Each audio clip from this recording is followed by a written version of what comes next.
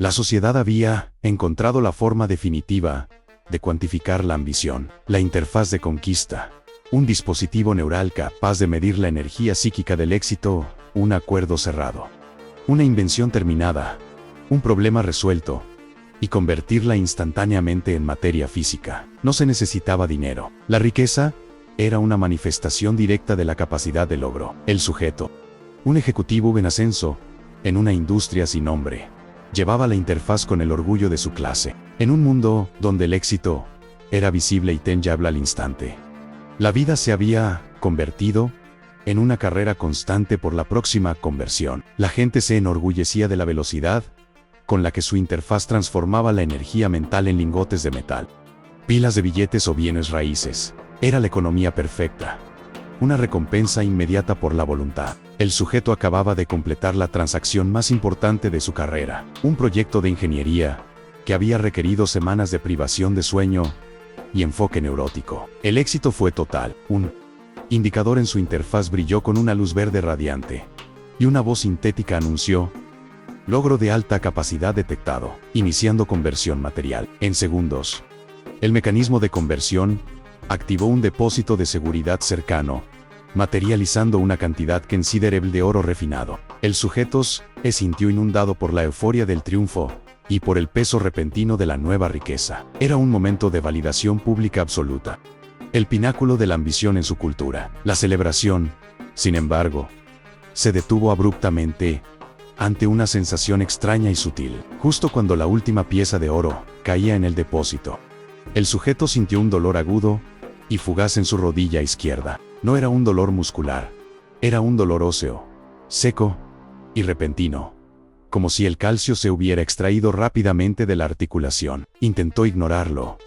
atribuyéndolo al estrés prolongado, pero luego notó algo más visible. Un pequeño, pero inconfundible, mechón de cabello blanco se había formado repentinamente sobre su sien derecha, contrastando con su color oscuro natural. El sujeto recordó vagamente rumores, susurros, sobre que la conversión tenía un costo. Pero la sociedad había categorizado estos costos como simples impuestos metabólicos por la grandeza. Esta era la primera vez que el sujeto experimentaba el pago de la sustancia de manera tan evidente. El sujeto se miró rápidamente en el cristal reflectante de su oficina. El mechón blanco era real, y la fatiga en su rostro era profunda, más allá del agotamiento normal. Sin embargo, la interfaz de conquista irradiaba el brillo de la victoria, y el oro yacía brillante y pesado. La ambición habló más fuerte que la biología. El sujeto racionalizó el costo. La grandeza siempre exige un sacrificio, se dijo. La sociedad le había enseñado a ver la decadencia física como una medalla de honor, una prueba de cuánto se había esforzado y cuánto merecía su riqueza. El dolor en la rodilla era un signo de que había ganado. La blancura del cabello era el precio de su visión. Su negación fue la trampa final, preparándolo para el siguiente ciclo de autosacrificio. El gancho culmina cuando el sujeto se sienta para admirar su logro, mientras se contempla en el espejo de su oficina. La luz del oro y enganado ilumina su rostro. Observa el mechón blanco, y en ese instante ve algo aterrador. En el lapso de unos pocos minutos, la blancura se ha extendido visiblemente por una pulgada más. Las líneas finas alrededor de sus ojos se han profundizado instantáneamente, dándole una apariencia que no es la de un hombre de mediana edad cansado, sino la de uno 20 años mayor, desgastado por una fuerza invisible. El sujeto comprende con horror que el sistema no está cobrando una tarifa fija, está consumiendo su sustancia vital a una velocidad directamente proporcional a la magnitud de su éxito. La riqueza material es su ataúd, y su ambición lo está drenando hasta la aniquilación. El sujeto ha cambiado sustancia vital por oro, pero la tasa de interés es exponencial. Si el precio del éxito es tu propia carne, seguirías esforzándote. Deja un me gusta si crees que la ambición siempre exige demasiado. Suscríbete para seguir esta exploración del terror corporal. Y dinos, ¿cuál es el verdadero valor de la riqueza si no puedes vivir para gastarla? Comenta tu respuesta. ¿Y desde qué ciudad y país nos acompañas en este viaje? La interfaz de conquista no fue un invento de un científico loco, sino una solución económica desesperada. Surgió en una era de escasez global, donde las monedas fiduciarias habían colapsado y la riqueza material se había desvinculado por completo del valor real. Los fundadores de la interfaz argumentaron que la única fuente de valor, no agotable, era la voluntad humana de superar obstáculos. La tecnología prometía una economía justa. Si trabajabas y lograbas algo de valor objetivo, un nuevo algoritmo, un acuerdo de paz, una cura para una enfermedad menor, esa energía de logro se convertiría inmediatamente en un bien tangible y transferible. Esto eliminó la especulación, la burocracia y la inercia, creando una sociedad de ambición hiperactiva. Los primeros prototipos de la interfaz revelaron el costo biológico. La conversión de energía psíquica a material no era gratuita. Requería un catalizador.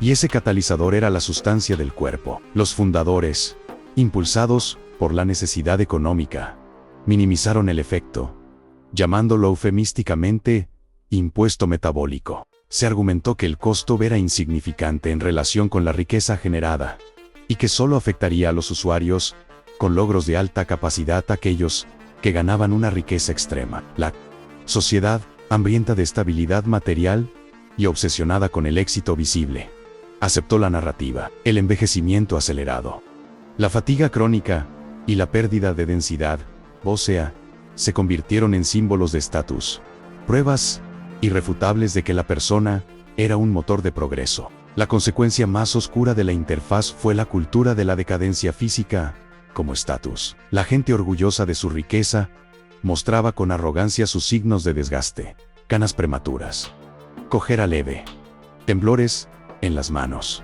Los jóvenes ambiciosos, que aún no tenían signos de impuesto, eran despreciados como ociosos o fracasados. El cuerpo ya no era un templo a preservar, sino un balance económico a ser sacrificado. Los hospitales se llenaron de hombres y mujeres de 30 años, con cuerpos de 80, pero con cuentas bancarias abultadas. El sujeto era producto de esta cultura, habiendo crecido con el lema: si no te desgastas, no estás ganando. Lo que la sociedad ignoraba, y el sujeto comenzaba a comprender, era la proporcionalidad acelerada. El costo del desgaste no era lineal. A medida que el sujeto generaba logros más grandes, por lo tanto, más riqueza, la cantidad de sustancia vital necesaria para la próxima conversión aumentaba exponencialmente. Ganar 1000 consumía una célula capilar.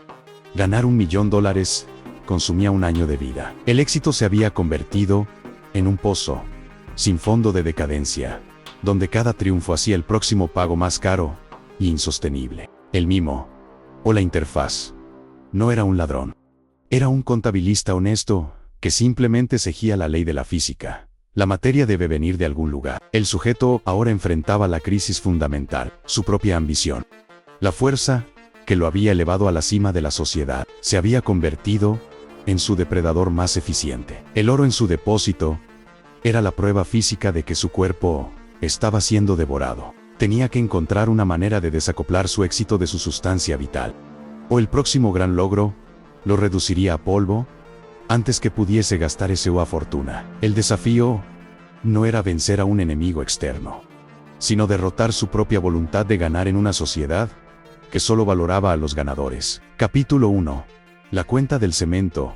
La primera deuda visible. El sujeto se levantó sintiendo que sus huesos pesaban el doble de lo normal. El pago de sustancia por su último gran logro había sido devastador.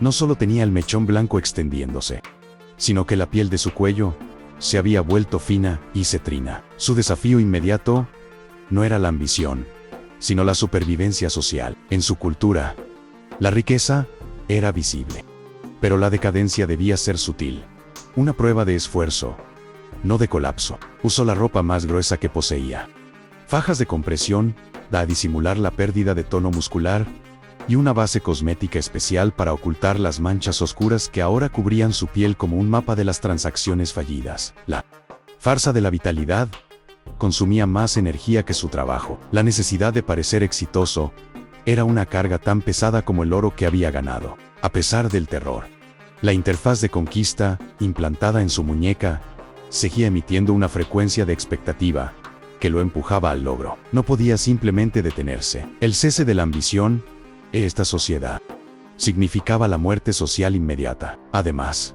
su sistema neural reprogramado para la recompensa instantánea. Ahora sentía una neurosis de la ambigüedad ante cualquier tarea sin terminar. Para mitigar el impulso y mantener la fachada de actividad, comenzó a buscar logros menores y controlados, resolver crucigramas avanzados, ganar partidas de ajedrez en línea, optimizar pequeñas rutinas de software. Estos pequeños éxitos resultaban en conversiones mínimas, monedas de cobre, clips de papel, pero cada uno venía acompañado de un pequeño y punzante dolor en sus articulaciones, la pequeña tarifa de su adicción. El sujeto se retiró de la vida pública bajo el pretexto de un proyecto de alto enfoque y dedicó su tiempo a investigar los principios operativos de la interfaz de conquista. Utilizando su antiguo conocimiento de ingeniería neural, descubrió que el sistema no operaba con una tarifa fija, sino con una escala de deuda viciosa. La interfaz medía la dificultad del éxito, pero aplicaba el costo biológico a la resistencia residual del cuerpo. Para confirmar esta ley de proporcionalidad inversa, el sujeto diseñó una prueba. Intentó un logro de valor intelectual moderado pero conocido públicamente, la demostración simplificada de un teorema famoso.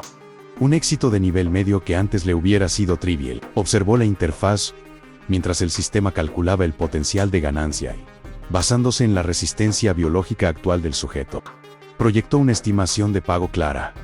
Logro de magnitud, 0.5. Pago requerido, 34% de la capacidad pulmonar residual. El sujeto se detuvo en seco, sintiendo un sudor frío. Un logro que en el pasado solo habría significado un pequeño puñado de canas.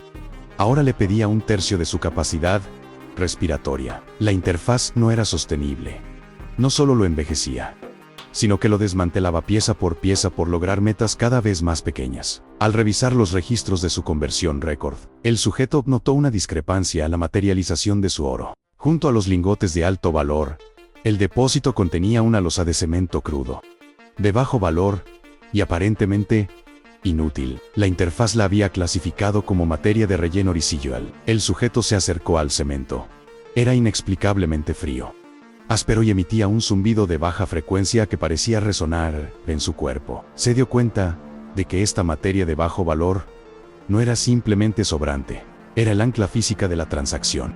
La prueba de la DEDA. Cuanto mayor era el éxito, más diversa y fundamental era la materia extraída, manifestándose en una mezcla de objetos valiosos y materia inerte y primordial. Al tocar la fría losa de cemento, el sujeto sintió una descarga de dolor seco en su pecho. Al examinarse, descubrió que en el centro de su esternón había aparecido una pequeña placa de piel endurecida y perfectamente dorada. No era maquillaje ni una joya, era su propia piel que se había transformado en un material mineralizado, un estigma de su logro. El oro que había ganado se había manifestado en su propia carne, una moneda corporal que probaba la verdad de la transacción. El sujeto entendió que, incluso si lograba esconder su edad y sus dolencias, su éxito dejaría marcas permanentes en su sustancia. La interfaz había encontrado una forma de vincular físicamente la riqueza material a la degradación celular. El sujeto se dio cuenta de que detenerse era la muerte social y continuar era la aniquilación biológica. La única esperanza era derrotar la ley física de la interfaz. No podía simplemente desconectarla. Estaba integrada neuralmente, y el intento lo mataría. Su estrategia tenía que ser invertir el flujo, encontrar la manera de reconvertir la materia inerte, el cemento o el oro de nuevo en sustancia biológica. O, en el peor de los casos, redirigir el costo de la conversión a otra fuente de materia. Quizás una fuente inanimada. El sujeto tenía que convertirse en un ladrón metabólico, en una sociedad donde la ética de la ambición lo había condenado. Capítulo 2. El desvío de la carga, la búsqueda de un chivo expiatorio. El sujeto se encerró en su oficina decadente, rodeado por el oro que lo mataba. La investigación había sido clara. La interfaz de conquista requería sustancia biológica activa para la conversión. Los objetos inanimados, como la losa de cemento, el metal, servían como anclas de la transacción, pero no podían pagar la deuda de la creación. La interfaz exigía la complejidad de la vida. El sujeto descartó la idea de usar animales, su resistencia biológica, que pudiese absorber la carga exponencial de su próxima ambición. Era otro ser humano. La ética se disolvió ante el terror de la aniquilación. El sujeto racionalizó que estaba tomando la El sujeto identificó a un colega, un ingeniero mayor llamado Elias, que encajaba perfectamente como objetivo. Elias era un hombre de logros pequeños y lentos, satisfecho con la estabilidad y el bajo riesgo. Su NR.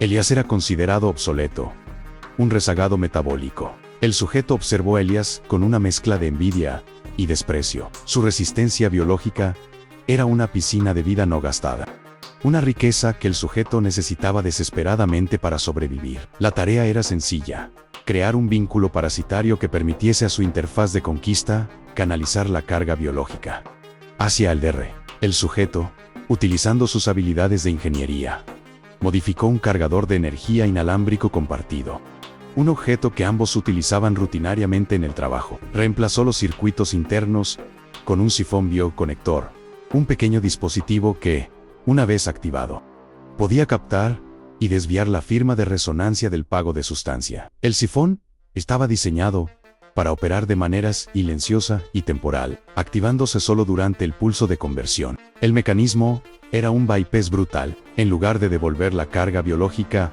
al cuerpo del sujeto, el sifón la rebotaría hacia la fuente del R, indistinguible de cualquier otra pieza de tecnología de oficina. Para probar la eficacia del sifón, el sujeto ideó un logro mínimo: la corrección de un error de software menor y persistente. Era un logro de bajo BM.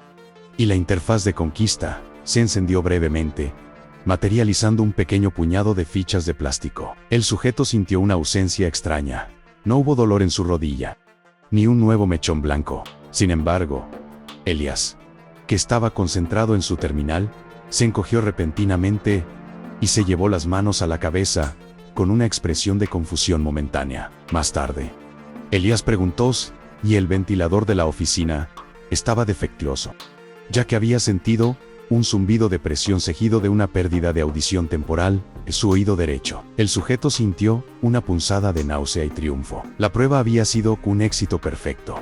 El pago biológico había sido desviado. Elias había pagado la deuda con una porción de su capacidad auditiva. El sujeto entendió que el precio moral era mucho más pesado que el dolor físico que había temido. Sin embargo, al tocar la placa dorada en su pecho, la marca de la transacción anterior, el miedo a la aniquilación prevaleció. La ambición, alimentada por el terror, había dictado su ley. La supervivencia de su propia carcasa era la prioridad absoluta. El sujeto decidió que la única manera de redimirse era usar el tiempo comprado para encontrar una manera de destruir la interfaz por completo, justificando el daño a Elias como una necesidad temporal para un bien mayor. El sujeto sabía que el desvío de pequeñas cargas solo retrasaría lo inevitable. Necesitaba un logro masivo, una hazaña de alto DM, que generara suficiente riqueza para asegurar su futuro y que requiriera una cantidad de DR, nivel que pondría al sujeto en la cima de su industria.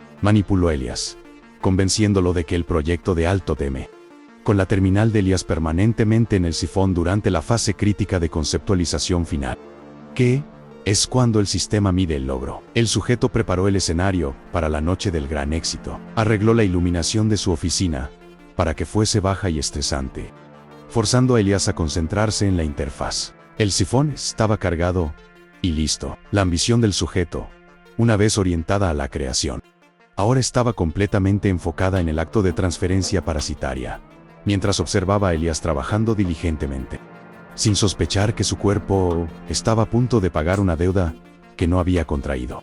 El sujeto sintió que la placa dorada en su pecho pulsaba con una anticipación fría. Iba a ser el hombre más rico del mundo, al costo de una vida que se creía desperdiciada. Capítulo 3. El oro de la desesperación. La conversión final. El sujeto y Elias estaban absortos en la oficina. El gran proyecto de ingeniería, el logro de alta capacidad que redefiniría su industria, estaba llegando a su punto culminante. La tensión, él era palpable, pero para el sujeto, era la adrenalina de una apuesta de vida o muerte. La interfaz de conquista en su muñeca zumbaba con anticipación, midiendo el ascenso del logro de magnitud.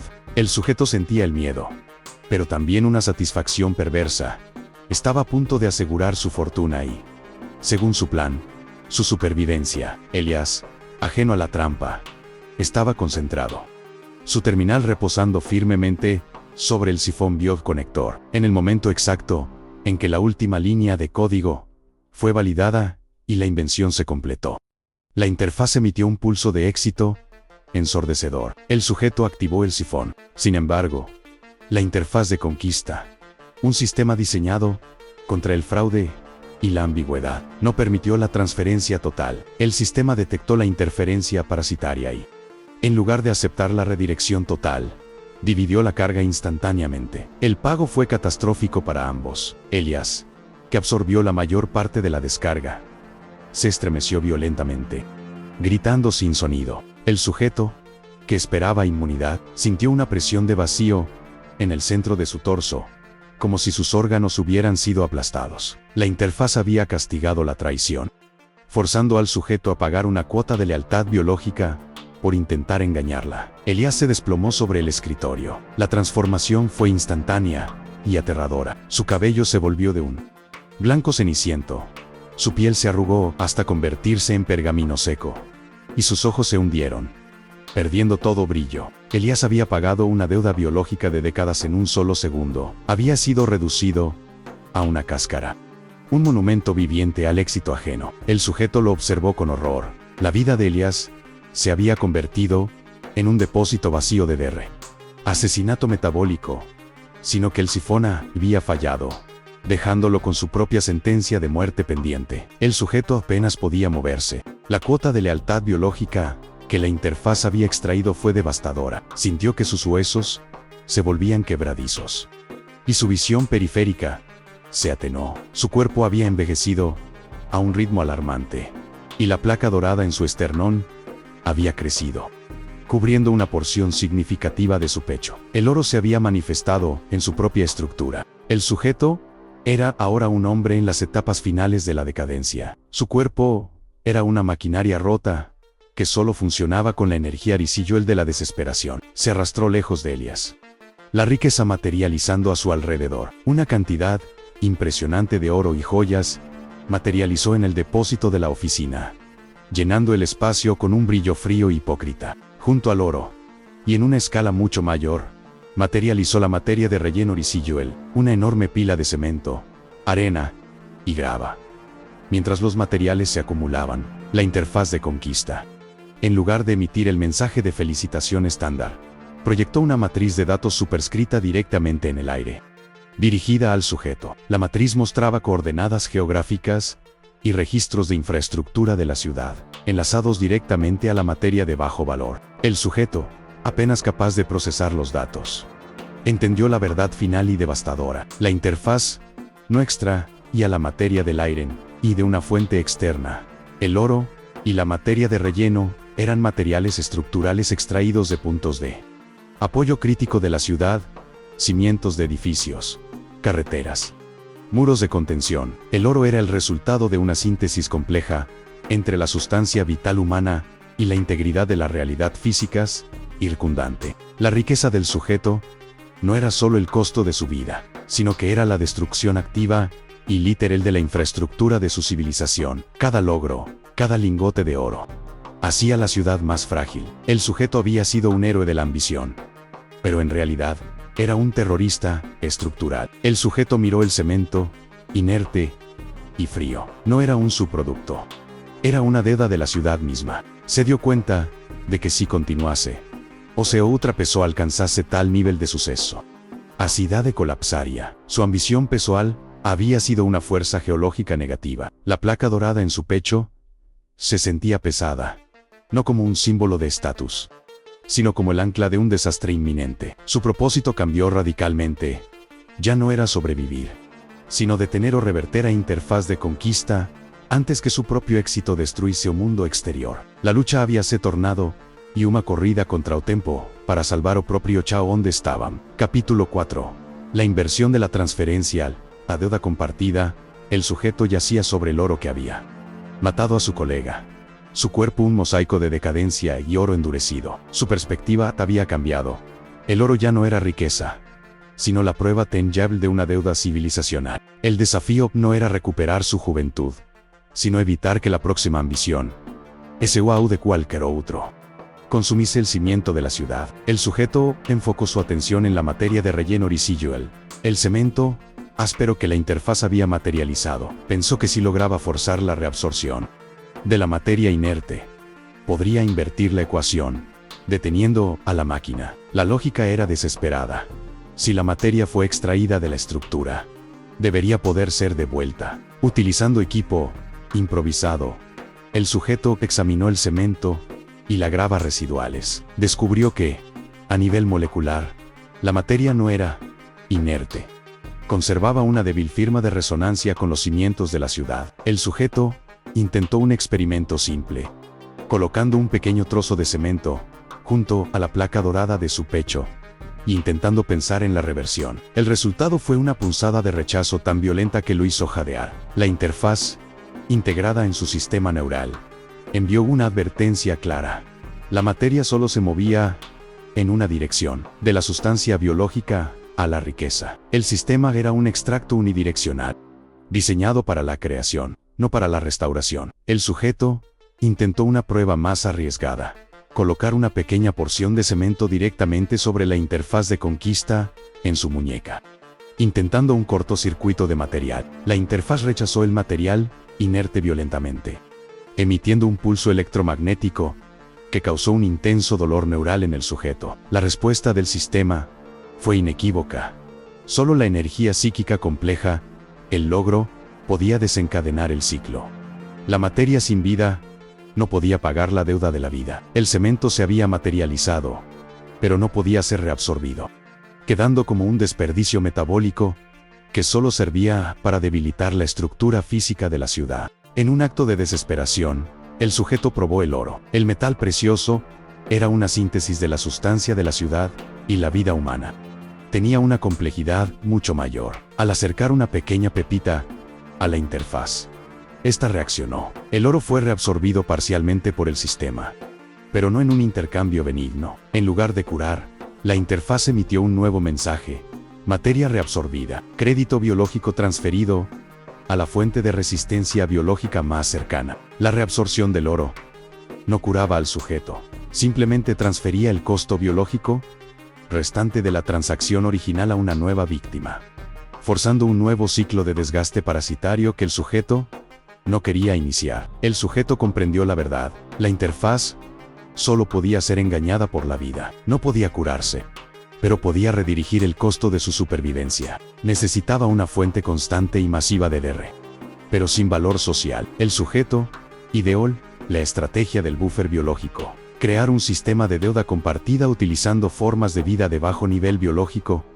y alto volumen, cultivos fúngicos modificados y biomasa acelerada, que sirvieran como un escudo metabólico temporal para su cuerpo. Esto le permitiría moverse, investigar y planificar la destrucción final sin colapsar instantáneamente, utilizando los recursos robados y la materia inerte residual.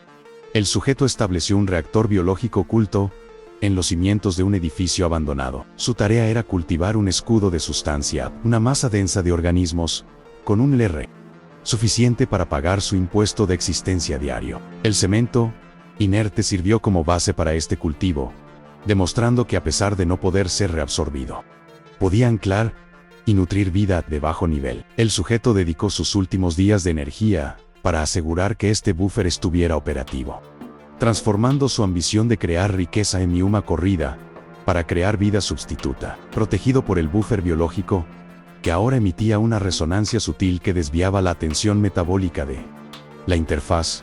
El sujeto emergió de su escondite. Su apariencia era la de un hombre que había ganado una inmensa fortuna al costo de su salud, el epítome de la estética de la decadencia como estatus. Se movía lentamente, con la placa dorada visible, aceptando la simpatía pública como parte de su disfraz. Su objetivo final ya no estaba en su oficina. Estaba en encontrar un núcleo central do sistema da interfaz, onde a materia da cidade y energía vital convergiam. Él estaba caminando para ese o a morte biológica, más como a única misión de salvar o chao que o sustentaba. Capítulo 5. El núcleo de la conversión, la geometría del desgaste protegido por el buffer biológico. El sujeto se concentró en la tarea más importante: localizar el núcleo de conversión. La central administraba todas las interfaces de conquista. Utilizando datos residuales de la sobrecarga de su última transacción, el pulso de energía que había sentido, rastreó la fuente hasta un edificio municipal de aspecto anodino, sin ventanas y fuertemente custodiado, que servía como centro de datos. La fachada era de hormigón reforzado, diseñada para proyectar anonimato y aburrimiento, el camuflaje perfecto para el corazón de la codicia. El sujeto logró evadir los sistemas de seguridad, infiltrándose en los niveles subterráneos, donde la actividad energética era más densa. El núcleo de la instalación no era una sala de servidores. Era una caverna artificial, contenía una estructura geométrica masiva. El nexo de conversión era un giroscopio complejo y lentamente rotatorio, hecho de metal oscuro y suspendido en el centro de la sala. No era visible en la superficie y servía como el motor de la economía. Este nexo era el punto donde la energía psíquica del logro se recibía y donde la materia física era sintetizada y distribuida. La rotación lenta y precisa del giroscopio era la medida del tiempo económico de la civilización. En el centro de la sala, sobre el nexo, flotaba una proyección holográfica que mostraba una cuadrícula detallada de la ciudad. El sujeto vio la verdad. La cuadrícula no era solo un mapa, era un registro de la deuda estructural. Las áreas donde se habían producido logros de alto TM, indicando la pérdida de densidad de los cimientos. El sujeto comprendió que el nexo era un mapa activo de la decadencia, que registraba cómo la ambición personal estaba carcomiendo los pilares de la sociedad. El sujeto localizó la computadora central que gestionaba el nexo. No era el mismo el nombre que le daba el público al sistema, sino el administrador geometabólico, una inteligencia artificial diseñada para la eficiencia extrema. El sujeto se dio cuenta de que el administrador no era un recaudador de impuestos, era un ingeniero geológico. Su propósito era maximizar la riqueza extraída mientras distribuía el daño estructural de manera uniforme, evitando un colapso localizado. El administrador no tenía moral. Solo procesaba el equilibrio entre la creación de valor y la destrucción del soporte. El sujeto presenció la síntesis. La energía biológica, la sustancia vital de los usuarios, se canalizaba hacia el centro del nexo, actuando como un catalizador de altísima energía. Esta energía era utilizada para romper y reestructurar los componentes básicos del hormigón, la piedra y la arena extraídos del subsuelo. Los elementos eran recombinados en una cadena molecular de oro y materiales de alto valor. El oro que había acumulado no era solo riqueza, era el tejido condensado y purificado de la ciudad, un resultado directo de la vida humana. La riqueza de la sociedad era la prueba de su canibalismo estructural. El sujeto accedió a los registros de cálculo del administrador. Encontró el cálculo de tercero, el punto de no retorno. Era la hora exacta en que la extracción acumulada excedería la capacidad de las estructuras restantes para soportar la masa de la ciudad. El administrador había estado reajustando constantemente el T0 con cada nuevo logro de alto DM, poniendo el colapso de la civilización solo unos pocos días de distancia. El sujeto había sido el catalizador más eficiente de su propia aniquilación. Al analizar la programación del administrador geometabólico, el sujeto encontró su única debilidad, su absoluta e inflexible dedicación a la eficiencia y la conversión perfecta. El sistema no podía procesar desperdicio, caos o ineficiencia. El administrador no podía justificar un proceso que consumiera energía sin generar riqueza material. El sujeto comprendió que su única chance no era revertir la materia imposible, más sin sobrecarregar o nexo, como entrada caótica e inconvertible, forzando o sistema a consumir y semi una tentativa fútil de tornar o caos lucrativo. A salvação não residia na ambição, mas na destruição da lógica de valor. Capítulo 6. La sobrecarga de la lógica, el sacrificio de la ambición. El sujeto se movió dentro del núcleo de conversión, su cuerpo sostenido apenas por el buffer biológico, que funcionaba como un préstamo de vida. Su plan dependía de la inutilidad organizada. Utilizó la materia de relleno oricillo el cemento inconvertible y los últimos restos de su cultivo biológico, la R. El cemento representaba el costo material, sin valor, y la biomasa representaba la complejidad vital, sin intención de logro. El objetivo era claro: obligar al administrador geometabólico a realizar una transacción que fuera lógicamente insostenible, una conversión de muy bajo provecho, con un costo energético masivo. El sujeto diseñó un logro de bucle infinito, una secuencia de datos compleja, pero fundamentalmente inútil y no optimizable, que el administrador, en su búsqueda de eficiencia, no podría descartar. El sujeto simuló el inicio de un proyecto de auto-optimización,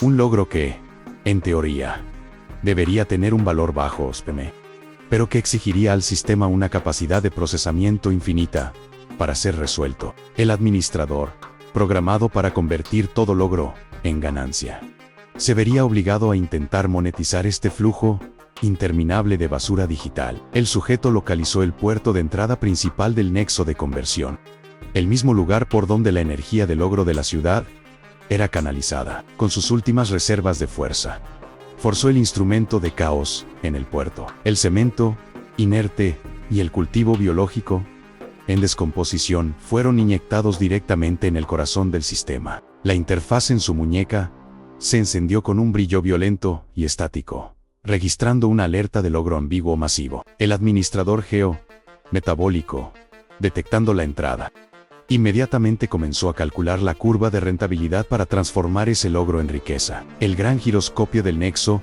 comenzó a vibrar. El administrador intentaba desesperadamente convertir el cemento inerte en oro, utilizando la energía de la R. Sin embargo, la conversión del cemento requería una cantidad astronómica de energía para romper sus enlaces moleculares, mientras que la M, un logro, pero el costo de la conversión superaba el valor del producto. La lógica de la ambición se estaba devorando a sí misma en un intento inútil de hacer que la ineficiencia fuera rentable. El nexo de conversión comenzó a acelerar a una velocidad peligrosa, buscando desesperadamente más energía para forzar la rentabilidad de la transacción, incapaz de encontrar una fuente externa que pagara la deuda del cemento.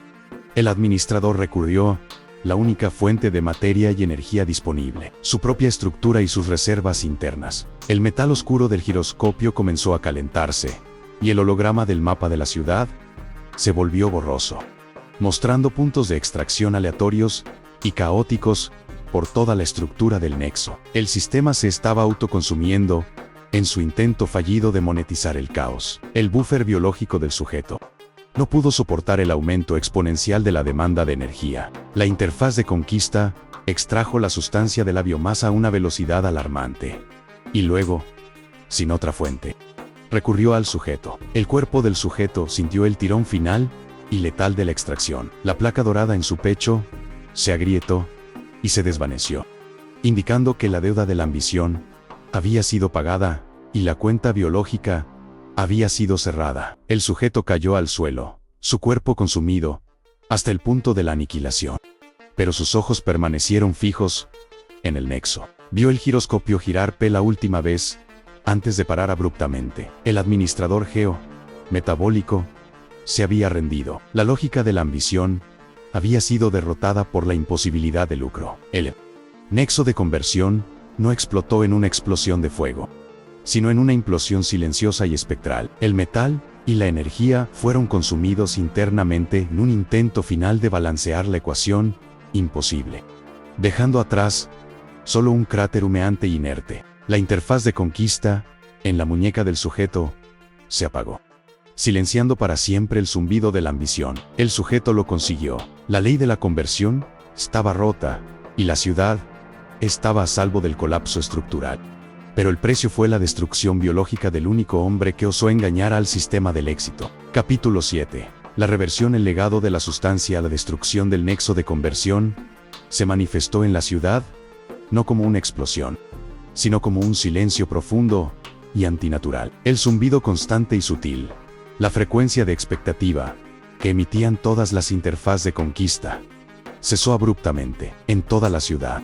La gente se detuvo, sus interfaces se apagaron, volviéndose piezas de metal inerte en sus muñecas. El fin del sistema generó una confusión absoluta, no solo por la pérdida de la tecnología, sino por la pérdida de la métrica de existencia. Sin la interfaz, nadie sabía cómo medir su valor, cómo continuar la carrera, o incluso cómo llevar a cabo una transacción simple. La ambición, el motor de la sociedad, se había silenciado en el momento del colapso del nexo. La cesación de la extracción de sustancia causó un pequeño pulso de reversión biológica. No fue una cura milagrosa, sino un cese inmediato de la decadencia acelerada. El sujeto, tendido en la cámara del nexo, no revivió, pero su cuerpo, en el instante de la muerte, experimentó una paz biológica momentánea. Las líneas de su rostro, aunque profundas, se suavizaron ligeramente, y la placa dorada en su pecho se desvaneció, volviendo a ser piel cenicienta, marcando el cierre de la deuda. La interfaz había sido derrotada, y el cuerpo del sujeto era, por fin, libre de la tiranía del éxito. Elías, la víctima involuntaria, fue encontrado por los equipos de emergencia, un anciano prematuro y inmóvil. Aunque el daño biológico de su envejecimiento acelerado era permanente, su interfaz, ahora inerte, retuvo la última lectura del sistema. Mostraba que el pago parasitario había sido cancelado en el instante de la implosión del nexo. Elías era, paradójicamente, una víctima de la traición cuya vida, aunque diezmada, había servido como el catalizador indirecto para la caída del sistema. Elías se convirtió en un símbolo mudo del costo que la ambición exige a los inocentes. La ciudad permaneció, pero su integridad estaba comprometida. El cemento y la infraestructura que habían sido extraídos para crear riqueza no regresaron. La ciudad quedó llena de grietas y defectos ocultos. Un testimonio de la avaricia. El sujeto había evitado un colapso instantáneo, pero la civilización tendría que lidiar con una debilidad estructural permanente. El oro, los millones acumulados por el sujeto, era ahora solo un metal inerte y pesado en los depósitos. Sin el nexo para certificar su valor, el oro no era más que chatarra. Y la fortuna de todos era ahora irrelevante. El sujeto fue hallado en el centro del cráter del nexo implosionado, el único lugar de la ciudad que ya no podía ser extraído. Había intercambiado su vida por la destrucción del valor monetizado. La sociedad, que había codiciado su riqueza, ahora lo miraba con una mezcla de horror y confusión. Su cuerpo era el último asiento contable del sistema, la prueba de que el precio de la ambición era la vida. El sujeto no era un héroe, sino un esclavo que se inmoló para demostrar que la moneda de la sustancia humana no es renovable. La interfaz de conquista había creado una sociedad de ganadores compulsivos. Sin ella, la gente se encontró con un vacío paralizante. La riqueza era inútil. El éxito no podía ser cuantificado. Y la ambición no tenía recompensa inmediata. La libertad del sistema condenó a una nueva forma de caos. La falta de significado. La gente no sabía cómo vivir sin un marcador constante de su valor. El sujeto había reemplazado el canibalismo sistemático por la parálisis existencial, demostrando que la codicia, una vez organizada, se convierte en la única forma de moverse. El fracaso de la interfaz probó la verdad fundamental. La sustancia biológica y la estructura civilizacional no son variables separadas. Son una y la misma. La vida es el ancla de la realidad. El intento de extraer riqueza de una sin pagar la otra lleva inevitablemente al colapso total. El sujeto no logró revertir el proceso, pero logró detener la ilusión de que el éxito puede ser gratuito. Su legado fue la prueba de que todo lo que tiene valor tiene un costo real, y que el costo más alto es siempre el que se intenta ocultar. La historia del desgaste del éxito es la historia del hombre que se condenó para demostrar la indivisibilidad de la vida y el cemento. El sujeto sacrificó su sustancia para destruir la tiranía de la ambición. ¿Crees que la humanidad puede encontrar motivación en el incentivo de la riqueza inmediata, o estamos condenados a crear nuevos sistemas de explotación? Deja tu respuesta en los comentarios. Si esta exploración del terror corporal y la codicia ha resonado contigo, suscríbete a nuestro canal para no perderte el próximo experimento filosófico. Comparte esta historia y ayúdanos a desentrañar los límites de la ambición. Tu opinión es la próxima verdad que buscamos.